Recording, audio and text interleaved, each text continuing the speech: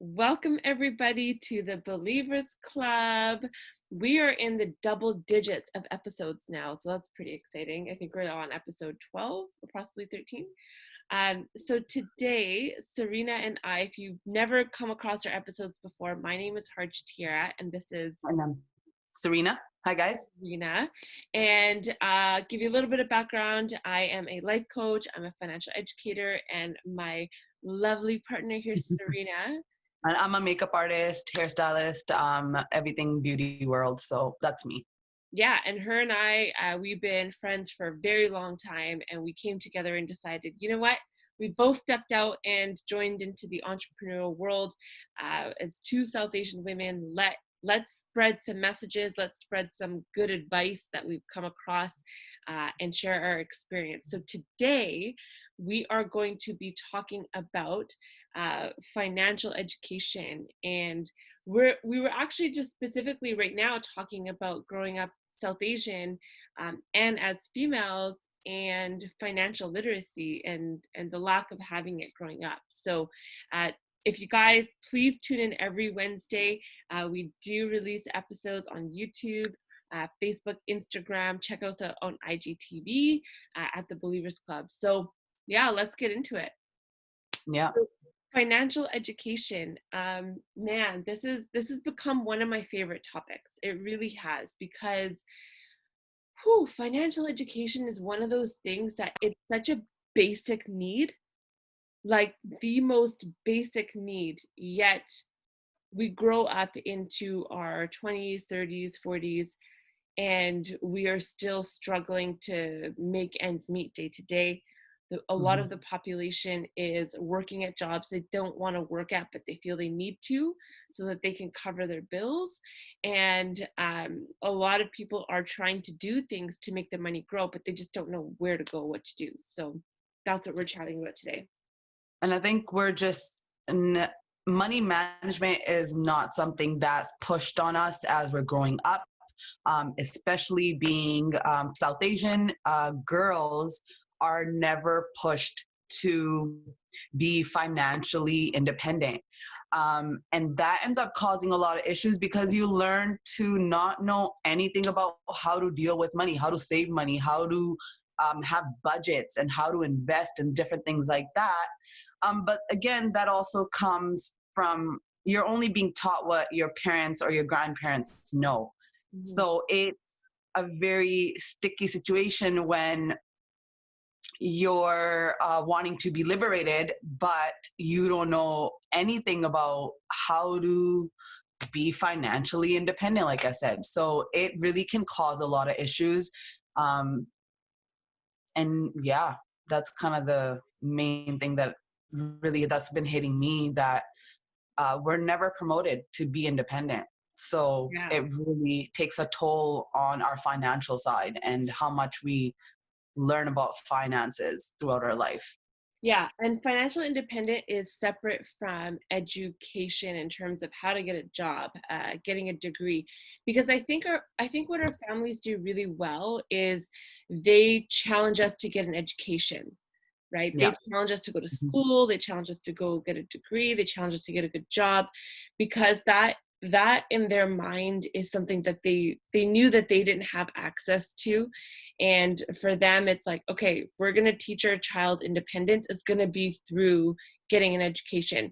And I think that possibly worked at some point, but nowadays a lot of times we don't even need a degree to get a really good job. But getting a good job or not, that is a completely separate thing from learning how to manage our money.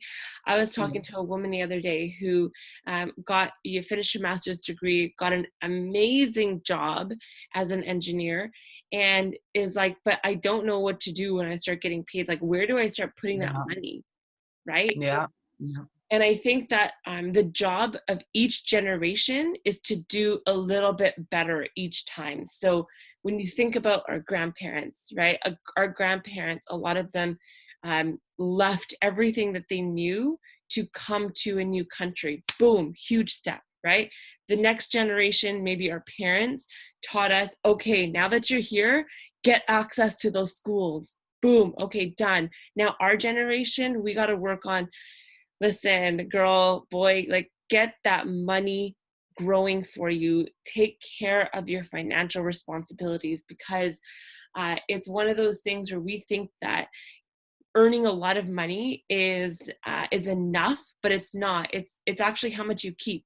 You can be the person that makes a really healthy six-figure income and Mhm. be broke, and you could be the person that makes like 50, 60 grand and actually has more money. And what's Mhm. missing is the education to really like give our money a job. And what, yeah, you've heard this, like they say rappers go broke. I just went to Yeah. music because a lot of them have never been taught how to manage their money, but the lifestyle has been promoted to all of us, so which can get tempting if you're not strong enough of a person. Yeah. So they go ham spending money on cars, different jewelry and things like that, and a lot of them don't actually have regular money to spend on regular day-to-day life Yeah. because they've never known how to manage it, and they end up um, spending it on things that they feel like might make them stand out financially, but it's actually hitting them so hard that you don't see them after 4 or 5 years and they're gone because there's no finances backing their talent up or anything really. So The key is yeah. always to give your money a job. Like if because for us to be able to make to hit those wealthy numbers, it can possibly take us getting 2 to 3 jobs and saving aggressively. But if we can actually learn strategies to, work with what we have, but give our money a job so that when we're sleeping, our money is growing, right? Exactly. There's so many strategies of where to place your money. And that is a whole other conversation that, through this year, I have learned so much about how to shelter that money and how to make it grow. But that's something that we could always talk about separately, one-on-one. But what I wanted to talk about right now is the fact that I think when it comes to growing up in our community, especially, it's one of those things where I know that for me, I was taught whenever we went out, whenever it came to, being out together as a family, getting into a relationship, it was always that the man is going to take care of it. We go out, my dad's going to take care of it. My dad takes care of the mortgage. And, we go out, my brother usually pays all of those things because they say, you're a girl, you don't got to pay, you don't got to pay. Mhm. And you go into the dating world, right? And sometimes it's like that too, and sometimes it's not. And you Yep, start to yep, then build an unhealthy relationship with money and men. yep, That is yep. what I discovered. And I won't say that it's necessarily bad to have those like old school thoughts, but at the same time you have to also understand your ability to be financially independent and not actually have to look to the next man to take care of the bill, to take care of your needs, right? Yep. And so I had a rude awakening almost in a sense, because I had to discover, like, wait a second, this is not the way that it works in the rest of the world, Mhm. right? I gotta always be prepared. I have to always have my own money. And Yep. a lot of people will also say to me that, hard, I'm financially dependent on my parents because they pay for my school, they pay for my room and board, they pay for everything I need. So I actually have to do what it is that they want me to do because they're paying for it. Yeah. And if that's the case, I believe that if your parents, and Gary Vee says this too, he goes, listen, if your parents are still paying for everything that Yep. you've got, you just got to listen to what they say, man. But if you You have want no choice. Yep. You have no if you choice. if you want to be independent, you gotta book it away from your parents. You gotta go do your own thing, and you have to like have your own say in your life. But here's the difference. That doesn't necessarily work the same when it comes to brown families, right? We Mhm. can't just say, you know what, mom, it's fine. I'm just gonna move out and I'm gonna go over here. You don't have to financially take care of me. I'll go move into a basement with 4 other people and I'll figure it out. Bye. It doesn't work that way. A lot of times I think not just our community, but in a lot of ethnic communities, um, money is used as a control tool. Yes. Money is Yes. used, you know what I'm saying? Like, Yeah. Yeah. because 100%. I think one thing that Caucasian families would do is, you know, kids move out, they do their own thing. But within our communities, it's sometimes used as a way to tell kids what to do, and to keep kids under control. And that I've seen that. That hasn't happened to me, but I've seen that happen with, you know, relatives and whatnot, where, you know, the kids will want to pursue the degree that they want to pursue. They want to pursue a life that they want to pursue. And it's not an irresponsible one. It's just the one that they want. And their Yeah. parents are like, nope, you're not going to study that. You're going to study this. You're not going to go here. You're going to go here. And if you want to do what you want to do, you take care of it, pay for it yourself. And Yeah. that's like a threat. And that's where the control kicks in. And that's where you mentioned the Gary Vee. That's exactly what Gary Vee meant was you're going to stay at home. You want to stay dependent on them. They control your life. So what do we say to brown girls though that do want to move out and they do want to take care of their own finances, but it's not as easy as us packing your bags and say, cool, I'm going to go live on my own. There's a lot of threats to like being disowned. Yeah. Right, because Yeah. I have an extended family member who's also in that position where she's like, I'll take care of my shit, it's all good, I'll do it. But her Mhm. parents are like, oh, you think you're going to be independent? All right, no, you're staying in this house.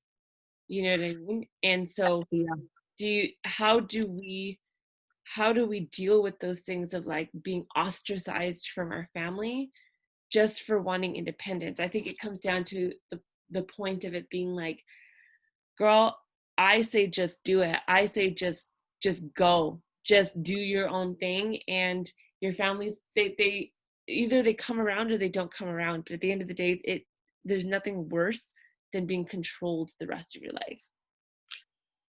Yeah. I'll tell you guys my quick story. I wanted to get dogs. I was dating and I wanted to get dogs. And I remember calling my mom and I'm like, hey, mom, I'm going to bring a dog. Like, I'm getting a dog. She's like, nope, you're not bringing a dog home. Not in my house. Not that at all. You know, it was like a fight back. I'm like, okay, well, I'm just going to move out then.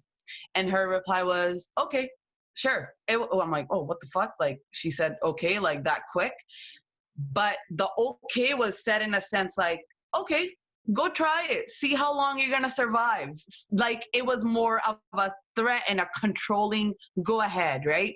Not that she was wanting me to fail, but the fact that I was going against Yeah. how they had my life planned out, it triggered her to be like, okay, go ahead, try it out. Mind you, I did not move out by myself, which definitely helped me a lot. So I moved in with my boyfriend, and that was 7 years ago now.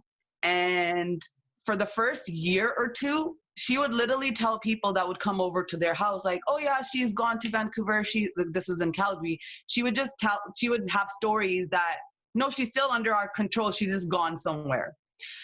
And then when it started trickling out that, oh, I think Srina's living on her own through cousins and different things, it took 3 years of me living outside their house for them to realize, oh shit, she's not coming back. She was serious. And that was it. For me, I was at a place where I was just like, I think we mentioned it so many times. We talked about our jobs and how unhappy we can be where we don't want to be. And I had even gone to school, gotten a diploma in accounting. I don't mind math, but it was not my choice. I did it because my parents told me, do something in school, get something, some education. So I literally did it for them. I freaking spent 3 years of getting a diploma for them just to get them off my back. Because that's what a lot of us South Asians end up doing. We end up, because our parents didn't get to live their dreams, they're all living through us. So Yeah. we do the things they want us to do, which doesn't help. And so after I moved out, yes, it wasn't the easiest thing for sure, because I didn't know diddly squat about how do you get cable, how do you talk to landlords, your washer breaks and different things that kept coming up. But I have never felt so free, stressed, but free as fuck, because I was living according to my own wants and needs. I wasn't being controlled. Yes, it wasn't the easiest. And again, like we said, we're not really, finances isn't promoted to us. We're not told to invest. Um, we're only told what they know, right? So if they didn't know anything about investing, they still don't know anything about investing. It's on me to learn all the things they didn't know. Yep. So it's been a journey of a lot of stress, but it's been so freeing as a person, and the things I've accomplished since I've left my parents' house and left their control, it's mind-blowing. And I'm growing every single day. On a daily basis, I'm just growing as a person, and that wouldn't have happened if I was still living with them. Yeah, and that was a huge move for you to make. I Yeah. remember that time. And did your parents know that you were moving in with your boyfriend? Nope. So Ab- being South Asian, I was moving with a girl. They every time they wanted to visit, sorry, I'm not at the house right now. Like, it would be a lot of bullshit and lying. yeah. But that, other South Asians, including Harj, will understand, because again, Sometimes you just gotta do what you gotta do. And it's just, yeah, yeah. Like, we're not promoted to be in relationships or things like that before marriage. You're just supposed to get married and the man will take care of you. But now that I was choosing to step out and actually not have to be married to learn the things I was supposed to learn after marriage, it was challenging, I'm sure, for them, and it was definitely challenging for me. But yeah. and that is the gap in our generations, right, between our parents, because like it is a big gap. The fact that they grew up in India, in a completely different country, and have come to a society where the world just works so differently from what they know. Yeah. The Yeah. gap between us and them is so big in that sense. And I think that when we have kids, that gap is going to be so much smaller, because we grew up here, our kids are going to grow up here, or whatever the case is, right? And I think that our generation and their generation are the ones that are doing the most work to try to understand each other. And Yeah. it causes a lot of chaos. It causes a lot of this Yeah. kind of thing where Serena's moving out. Mom is being like, no, she hasn't moved out, and da da da da. And Serena's lying, Yeah. and da da da. Like, but Yeah. sometimes those are the things that are almost necessary for us to do, in order for us to even come out of it 7 years later. And now it's all good, right? And Yeah. to Yeah. add to Serena's story, because she's being really humble about the situation, is that she was also in an interracial relationship, Yes. right? Yeah. Which Yeah. was like also another added layer. And the reason why I even bring that up is to show you the strength of Serena's decisions, right? The strength behind her knowing what it is that she wanted, and not allowing the fear of family, and what they thought, to stop her from doing those things anyway. And mind you, I was 24, 25 when I left. So I wasn't a teen. So I definitely went through phases where I was fully dependent on my parents. Like, yeah, I worked jobs since I was 15, but for everything else, like roof over my head, clothing, different things, cars, everything, when it comes to just having a regular life, I was very dependent on them up until I decided that it wasn't a decision that was made because I was planning on moving out. It literally happened within 2 days of me finding out that I might be getting a dog, and next day me telling mom, and she's like, no. And the third day I'm like, okay, let me just throw this out. I'm moving out. And it wasn't a decision that was planned. It was like, my friends, they were like, what, you moved out within like a couple weeks of seeing each other? And it was a very drastic change for me. Um, but just know that, yes, I went through times where I was very dependent. And that's because, again, what we just said, we're not told to be independent, especially at the age of 18, especially at the age of 19, 20 even. Like, we're adults at that point, in this world. But In this in our society. houses, we're still kids to the day you get married. At the end Yeah. of the day, that may be 35 and that may be 19. So it was challenging to go against what the norm is. Especially, I was the first one to move out of like my family. So Mm, I hadn't had any other examples to like be like, oh well, they've done it.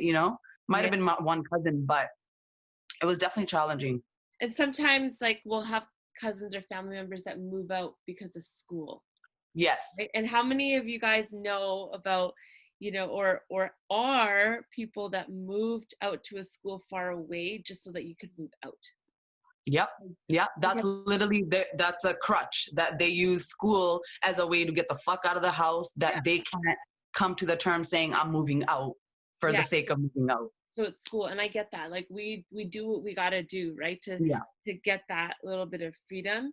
And when it comes to financial security, it's not any different. We have to understand. And you know what I really like about Brown families is we're pretty good about money when it comes to what's mine is yours, what's yours is mine, which is awesome, right? Because yeah, like we do also get that opportunity to um the flip side of that is because we are told to live at home longer, Mhm. our families also promote us, save your money, live here, save your money, don't spend it elsewhere, which is cool.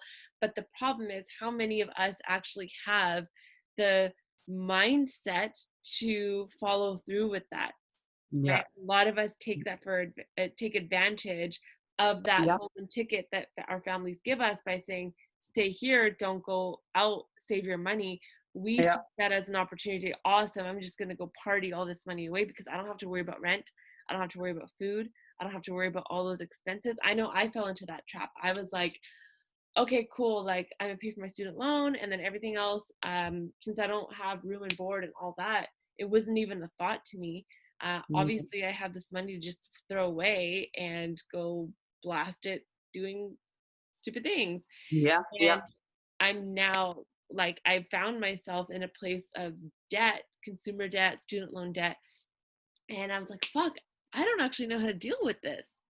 Yeah. What Yeah. I don't know what to do. So I just started working to pay down my debt, and I just realized that that was slowly becoming a normal thing. And I had all these dreams of entrepreneurship. I had these dreams of going out and doing my own thing and traveling the world. But because I never learned financial security, or the habits behind financial security, I should say, I just found myself stuck. Yeah. So I decided to get my ass into education, get my ass into gear, and talk to the right people. And it's really important that you actually also talk to people that are going to make you feel comfortable about your situation, because Yeah. money can be so uncomfortable. Most of us were Yeah. not growing up talking about money so openly and freely. So we, like a lot of things, we just M- kind of suffer in silence, right? Money is like a weapon. A lot of people use it as a weapon. Yeah, and it should be a tool, not a Yeah. weapon, right? Yeah. It should be a tool, Yeah. and a lot of people Yeah. do use it as a weapon to Mhm. control, a weapon Yep. to dictate, a Yep. weapon to make rules, a Put weapon you to down, anything like, yeah. yeah, yeah, especially to put people down. Like people Yeah. use it, and that's not just in our community. This is in society. This is The society. our Yeah. government. This is everywhere. People use Yeah. money as a status symbol when I actually think money should be used as a freedom tool, and not Yeah. and personal freedom, yes, but I also think world freedom when it comes to giving to other people, when it comes to raising other communities with a good standard. There's so many things that we can actually do with our money, um, that we don't even think that we can because we have such immediate needs first. So I remember Yeah. going and really getting myself educated with this campaign that I joined, and I actually started campaigning for financial literacy, and it became one of those things that's changed my personal world, right? When it came to my finances, my knowledge. How did you get into it? How when was the first time you kind of came across this, that it was something you wanted to? So, it's interesting. Before I joined the campaign, I actually, maybe a year before, had this rude awakening of like, Harj, you got to deal with this debt, I remember. Yeah. and you got to deal with like your lack of money knowledge. Okay. Yeah. So I just started reaching out to people, asking, Googling. I even went as far as going to this, how there's Alcoholics Anonymous or Narcotics Anonymous, like Yeah. meetings. Yeah. There's Yeah. there's something like that for money as well. It's called Yeah. Debt Anonymous, DA. Yep. And I happened to find this Vancouver chapter. I end up going to this little church cafeteria place, and everybody in there, this was my moment, okay? So I'm sitting in there thinking, I'm going to get support, I'm going to get sympathy, all those things, but what I'm here to look for is like ways to get out of this Yeah. situation, Yeah. right? I'm going to have somebody that's like pushing me to say like get out of your situation. So I go there and I never went back because all it was sympathy and compassion, and people were saying things like, oh, I irresponsibly blew $200 at the dollar store because I was having a bad day and I put it on my credit card, and I've locked myself up in my house for the next 2 days because I felt so bad about it, and I ate a tub of ice cream. And everybody there is like, oh, it's okay. Oh yeah, like da da da da da. This and Sweeping that. it under the rug in a sense. Yeah, and just like almost in a way like supporting the person's Bad behavior, habit. because I Yeah. think the way that maybe AA or whatever these organizations are set up is to be really supportive. But when it Yeah. comes to debt, like I'm not going to sit there and support, like I'm going to sit there and understand this woman's addiction to spending money, Exactly. but I'm not Uh, going to be like, oh, that's okay, don't worry about it, da da da. I'm going to be like, well, how did it make you feel, and like what can we do to help each other not do that again? And it yeah. wasn't me that, it was like, have some cookies, have some tea, let's talk about the shitty decisions that we made, and let's all hug each other. And I was like, okay. Sounds like a South Asian house. They just kind of, oh, okay, it's okay. Don't worry about it. We'll take care of it. And you don't learn anything from it. You don't learn, and or sometimes the opposite happens where you get in trouble, so you just don't fucking say anything either. Yeah. Yeah. Yeah. But like, but I was looking for the balance, right? So I got up, I left, and I just started researching. I came across money coaches, and I'm a very spiritual person, so I was starting to find people that were talking about money in a really spiritual way, and that clicked for me. And I think because you were in that mindset, your universe was bringing those things to you. Because that happens when you are subconsciously looking for things or consciously looking for things, they're going to show up at your door. Mm-hmm. 100%. That's exactly it. Also, there's something you did last summer. I don't know if that's part of your story. You got rid of something that a lot of people depend on because Oh, yes. that was a big move. A lot of people can relate to that. Yes. So I knew that there was things that I needed to start changing. So I started to think about, so this was my first step, was like the foundation of my mindset with money was to abolish my negative relationship with it, my stress around it. So what I did was when I would get paid, I was working a full-time sales job. When I'd get paid, I would of course, like I'd pay my bills, but I would take out the cash that I had left over for myself, and I would not tap my money away from my debit card or credit card. I would take the money out of my account as cash, and I'd put it in my wallet, and I'd make sure it was nicely lined up. You know, I would be able to feel my money, touch my money, understand that there is like a connection there, right? There's Yeah. there's a vibe with your money. When you are buying something, you feel it leaving. When you're getting something back, you feel it coming in. It's a process of like unzipping your wallet, pulling out Yeah. the bill. You see your $20, you see it going, you see it kind of like, it's one of those things you build like a relationship with when you see the energy exchange between it coming and going, right? So And I feel like that happened even over time with her, like to get to that point, that's gone through all the partying, all the shit that put her in that position or put myself in the position to get to that rock bottom in a sense, yeah, to get to that. it's like when you are so hammered because you drank way too much that the next day you're like, I just need water. I just need to start with water. That was my way of doing that. I was like, I don't know what to do. I just need to like, I just need the basics. I just need to understand how money feels again. Yeah. That's it, the Yeah. paper. I just need to feel the paper. Yeah. And when that started happening, I started respecting money a little bit more. I started to have more value for it. So when that happened, money changed the way that it treated me as well, right? Yeah. Yeah. Somehow I was finding more of it. And when I was Yeah. finding more of it and I was treating it, it's even a matter of like, if you go into your car, is your change scattered everywhere, or do you have it put together in a nice little cup or something? Right? 'Cause some Mhm. people, there's just change everywhere. And it's like, it's disrespect to your money, right? So show Yeah. respect to your money. And there's this quote that I came across. It said, save me now and I'll save you later. Yeah. That's Yeah. money. Money is saying, save me now, and trust me, I'm going to save you later. There's going to be something that Yeah, happens. that's a straight to the point quote for Yeah. sure. Yeah, I don't And think anyone can disagree. I realized that paying for my car, I was way over budget. I couldn't afford my car anymore. So I got rid of it. I literally drove it down. It was a lease, and they allowed me to break my lease. I drove my lease down to the dealership, Yeah, returned my keys, gave my car back, my car, which was my pride and joy and my key to freedom. which And a lot of people can relate to. That. your car is your getaway, right? Mhm. Yeah, And I drove my car there, and imagine the drive to the dealership. I'm like, I'm going to return it, right? And I dropped off the car and I took the bus home. yeah, And I yeah, knew, and I still don't have a car. And I knew from that moment on, I'm like, I am officially restarting my money journey.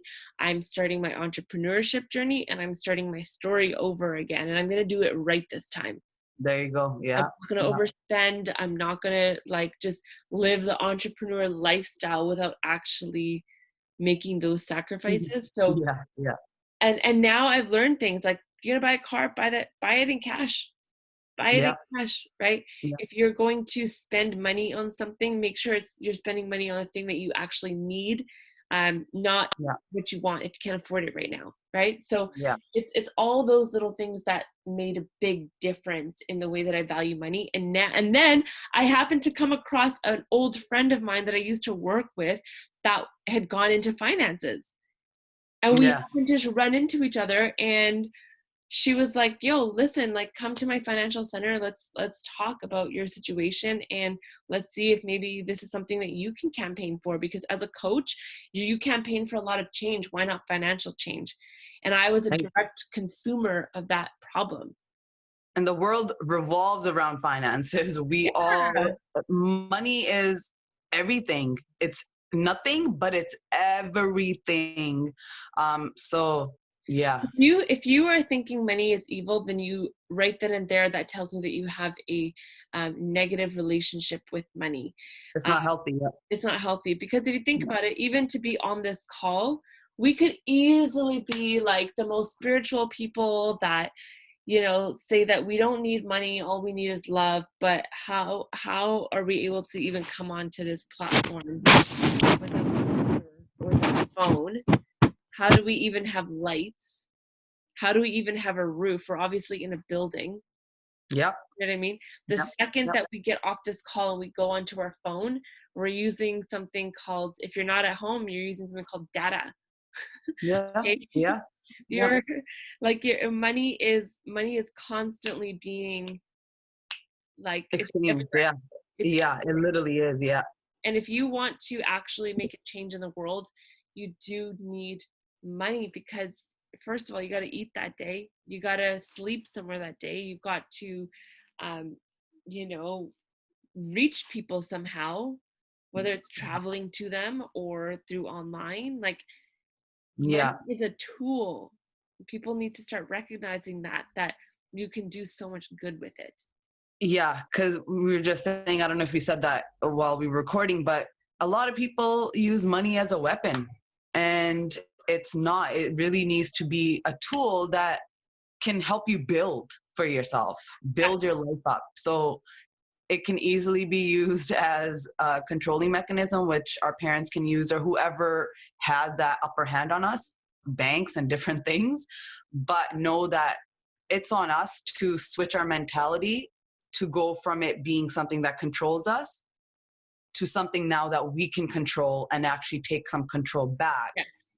and use it as a tool, like she said. Like, it needs to be a tool that's putting that nail in that coffin or whatever that saying is. It needs to be the hammer that's pushing it in and, getting it done for you, instead of you just not wanting to learn and move on from that. Yeah, and if we like sometimes like our parents will say, my parents say, well, my dad at least will say that God is the most important and God takes care of everything, which is wonderful. But if we don't actually work as well and we don't actually put money where money needs to go, then that theory is flawed. And I'm so lucky to have a dad that works really, really hard, and understands the value of money. And when we think about like the ideology of just God's going to take care of everything, well, when we go to our temples, right, we heavily rely on donations. We heavily Yep. rely on Yep. being able to keep the temples open, light, Most of these food. places, yeah, churches, everything is all donations.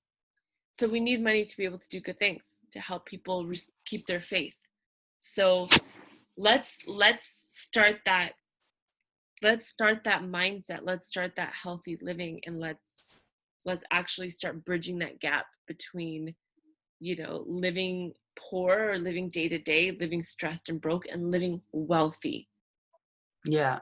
And I think the higher power is only going to take you as far as you're willing to take yourself. Yeah, higher power It's, is not telling you that money is bad. And if you're yeah. reading the Bible, because I know that there's a quote in there about money being the root of all evil, I think the quote actually is something along the lines of, it's the love for money that is the root of all evil, meaning it is the person behind Yes. that's handling the money. And I think when we debunk that and we say the love for money is the root of all evil, I think the meaning behind that is the greed for money. And a great example for that would be like, I guess, because South Asians, a lot of us have land. And when there's brothers that own a land together and they come to separating it, they're brothers. Their parents thought they were leaving it for two brothers that are going to happily just divide it up. But I kid you not, I think most families go through a freaking battle because someone's just not trying to give up what they should be giving up, because that greed is there, because money can turn evil when that kind of shit happens. We know all about that. Yeah. So Yeah. because my dad's dealing with that right now, so I know how evil it can be. That greed, it's not the money, it's that action.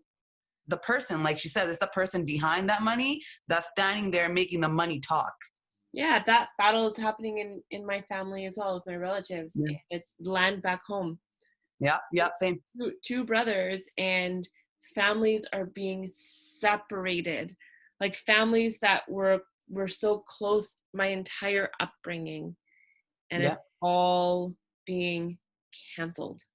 And because of money, that's literally it. So And it's trickling down to generations, because there's a generation that is fighting for this land back home, right? And so now their children are fighting with the kids their age, and then they have kids that are my age, and we don't speak to each other, all because like this whole divide is happening yeah. because of this Yeah. land back home. And it is like, let's not do this anymore. Yeah. No, greed is truly a killer, and that's where, if you have greed with the money, you're probably gonna be an asshole. That's a true fact. I feel like anybody that has money and is greedy, you're not a good human, and you're never there to help anybody out other than yourself. Yeah. So let's change our minds. Let's change our relationship with money. Let's change our life. Let's change the way that we treat people. Yeah. Boom. No.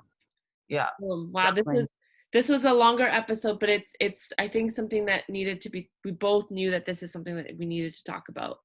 And I think there's, like, I didn't even put my thoughts together. There's so many things that sometimes you want to say, and because I mentioned I never write them down. We're definitely going to have more episodes on this, because finances it's literally the key. Why are we entrepreneurs? Because we want to make our own money so we can do things, start businesses, donate where we want to, buy the things we want to, live a certain life. It all comes down to finances. So I think this is a topic that we could probably have 10 other episodes. So we'll definitely be talking more about it, hopefully bringing you more knowledge. We do have a financial advisor in the motherfucking house. So, And it's gonna, yeah, go ahead. if you are in North America, Canada specifically, and you do want to sit down one-on-one on Zoom or whatever, reach out to me for sure. We can always go through education, we can go through tips and tricks, all that good stuff. We'll put all the information in the description for personal pages. You can reach her directly. But I think, I don't know, we didn't really point it down, but I think you got the gist of what we were talking about. And I think it starts like this. It starts with the conversation and having these tough conversations and going through the motions of figuring out if you're made for something or if you're not, and how to get to that point where it's going to work out in your favor. But yeah, I think that's it, guys.